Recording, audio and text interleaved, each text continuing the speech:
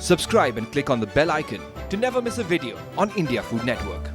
Hi, this is Preetha and you're watching Dakshin curry. Talk about South Indian cuisine and the first thing that comes to your mind is idli and dosa. And the most popular or happening recipe as far as I'm concerned is either a Mysore sada or a Mysore masala dosa. Now there is this amazing red chutney which is smeared inside the dosa, and today we are going to learn how to make it. Now I have a pan heating here. Now I'm going to be using sesame seed oil, very little, not too much.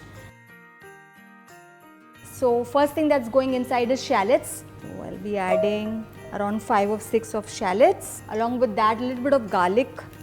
Now you don't need to chop all this. And along with this, I'm going to add the chutney dal or potu kadle as we call it.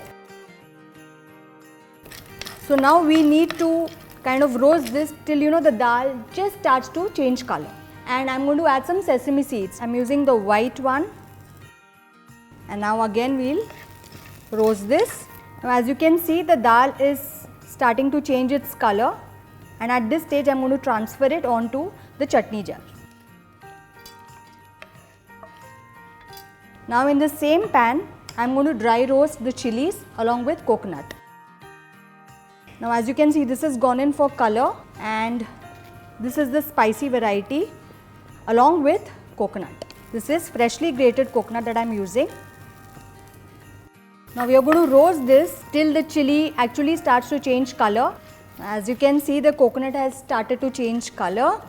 At this stage we will switch off the flame, and then we will again transfer this to our chutney jar.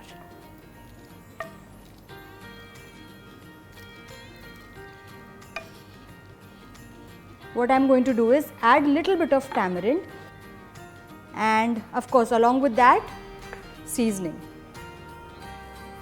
And now I am going to add very little water to this. So now the mixture has cooled down. Let's blend this.